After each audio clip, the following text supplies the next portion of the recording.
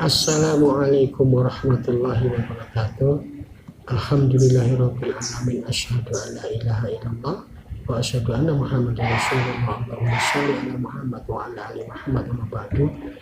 Ikhwan wa akhwati fiddin rahimani wa rahimakumullah.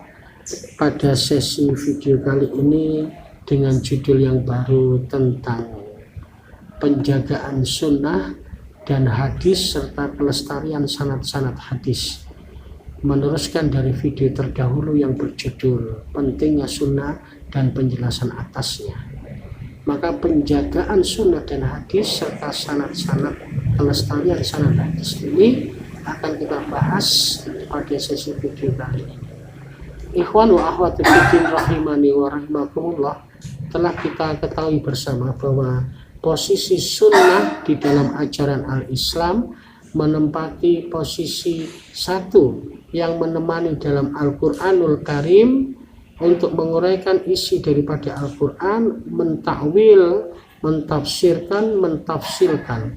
Yang kedua, posisi sunnah adalah sebagai sandaran hukum kedua apabila di dalam Al-Quran tidak terdapat perkara yang dibahas atau solusi tentang sebuah hukum. Dan yang ketiga, posisi as-sunnah menghadirkan dengan segala kewenangannya, mampu menghadirkan sebuah hukum yang tidak ada sebelumnya sama sekali di dalam Al-Quran.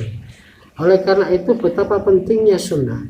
Akan tetapi di tengah pentingnya sunnah dalam kehidupan kaum muslimin dalam beramal Islam dalam segala amalnya, ada sebuah ungkapan yang disangkakan sebagai sebuah hadis yang ini hendak merusak tatanan keilmuan dalam sunnah, yaitu sebuah ungkapan yang berbunyi idza ja'akum anni hadis fa'ariduhu ala kitabillah fama wafaqqa fahuduhu wa ma khalafa fatrukuhu. Apabila engkau melihat hadis dariku, maka lihat dan cocokkanlah dengan kitabullah. Yang sesuai ambillah, dan yang tidak sesuai tinggalkanlah. Ini bukan sebuah hadis. Para ulama muhadisin telah mengadakan penelitian terhadap ungkapan ini, dan la aslalahu dalam istilah ilmu hadis terkenal dengan istilah, kita kenal istilah la aslalahu, yaitu tidak ada asalnya, atau masuk kepada kelompok kategori hadis maudhu', hadis palsu, dan diterangkan kepalsuannya ini oleh Imam Asy-Syaukani di dalam kitab Irsyadul Fuhul halaman 29 sampai dengan 39. Imam Asy-Syaukani menerangkan kepalsuan hadis ini, bahwa hadis ini dibuat oleh kaum zindik, kaum orientalis. Mereka ingin membenturkan dan merusak tatanan-tatanan keilmuan, tatanan ilmu sanad hadis, ilmu mustalahul hadis, sehingga yang dengan demikian akan rusaklah hujah-hujah di dalam al-Islam. Ikhwan wa akhwati fiddin rahimani wa rahimakumullah, bahwa Rasulullah yang sebagai mubayyin, juru penerang, juru penjelas, sebagaimana ayat yang berbunyi bil bayyinati waz zubur wa anzalna ilaika dzikra litubayyina linnas ma nuzila ilaihim wa la'allahum yatafakkarun, An-Nahl ayat 44. Dan penjelasan, keterangan dan kitab-kitab, dan kami turunkan adzikra Al-Quran ini kepadamu Muhammad agar kamu menjelaskannya. Tidak mungkin Allah memilih Nabi Muhammad untuk menjelaskan kitabnya tanpa dipandu atas apa yang Allah turunkan agar manusia memikirkannya. Dan ungkapan yang disangka hadis ini selain bertentangan dengan surat An-Nahl yang baru saya sebut, juga bertentangan dalam surat Al-Hasyr ayat ke-7 dalam cuplikannya. Allah Ta'ala berfirman, wa ma'atakumur rasulu fahuduhu wa manahakum anhu fantahu. Apa yang datang dari Rasul, yang diberikan Rasul, ambillah. Maka yang tidak dari Rasul, tinggalkanlah. Ayat ini memperjelas dan mempertegas bahwa Rasulullah memberikan apa yang sah datangnya dari Allah, menjelaskan dengan tidak menggunakan akal fikirnya, tapi Rasulullah memberikannya berdasarkan tuntunan sunnah, bimbingan wahyu, sebagaimana ayat yang lain berkata Allah Ta'ala, wa ma yantiqu anil hawa in huwa illa wahyu yuha, dan dia Muhammad tidak berbicara dengan hawa nafsunya, melainkan berdasarkan bimbingan wahyu. Jadi Rasulullah tidak mungkin berbohong atas nama Allah, atas nama al-Islam, melainkan dalam bimbingan sunnah beliau menguraikan.